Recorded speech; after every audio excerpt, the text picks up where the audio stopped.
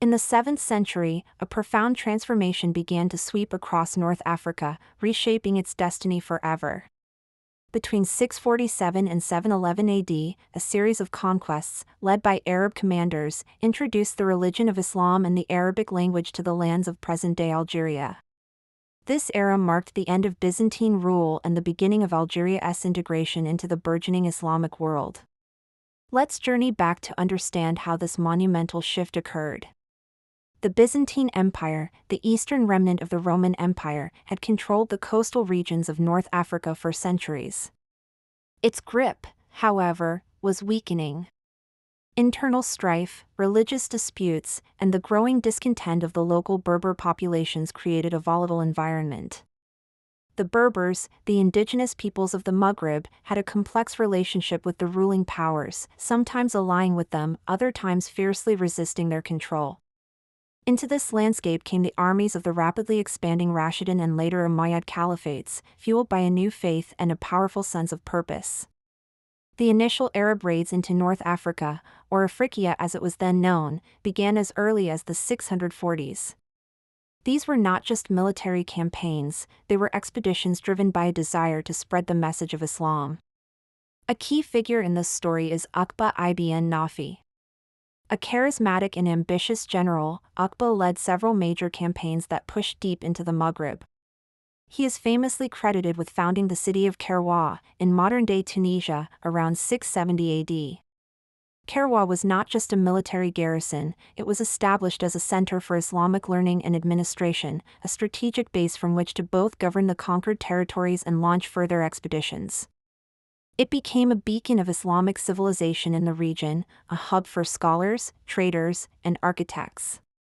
Uqba's campaigns were marked by both remarkable successes and significant setbacks.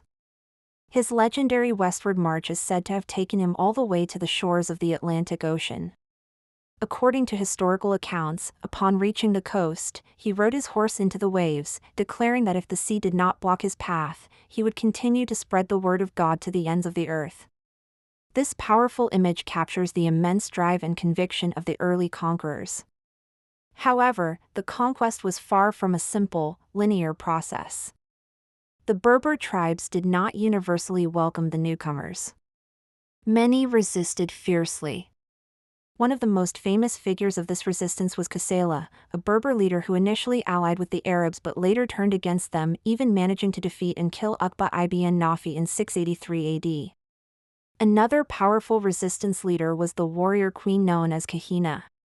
For a time, she successfully united several Berber tribes and drove back the Arab forces, demonstrating the strength and determination of the local population to defend their lands and autonomy.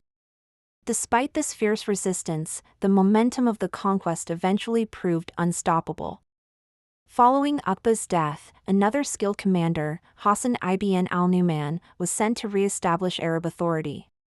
He systematically recaptured key cities, including the great city of Carthage, and eventually defeated Kahina's forces around the year 703.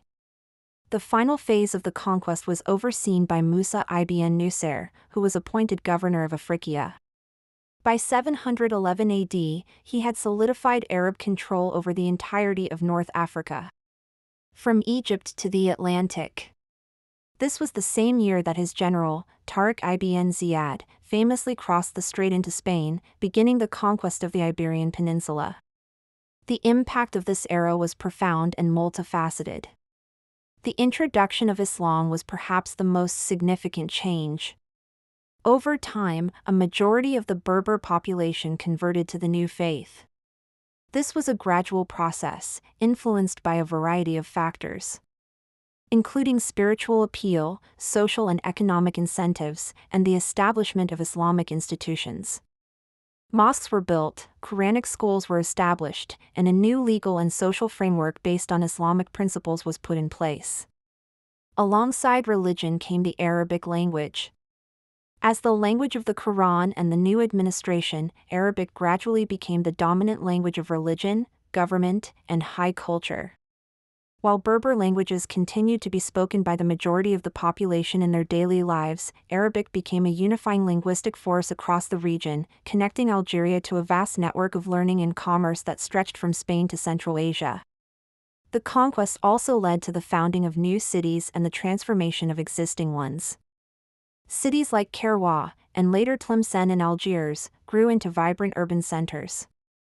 They were characterized by their mosques, markets, and madrasas, becoming melting pots where Arab, Berber, and other cultures mixed and mingled. This fusion created a unique North African Islamic civilization, with its own distinct art, architecture, and intellectual traditions. It's important to see this period not as a simple replacement of one culture by another, but as a complex process of interaction and synthesis.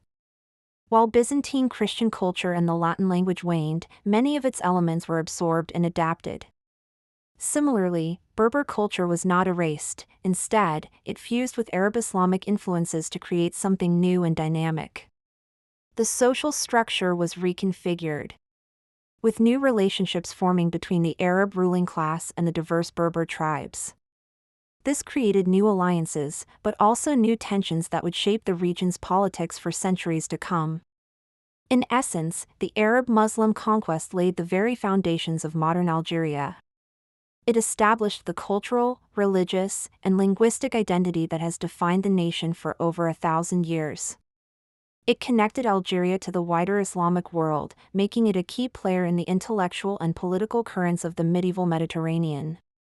The legacy of figures like Uqba ibn Nafi and the resistance of leaders like Kusela and Kahina are woven into the historical fabric of the nation.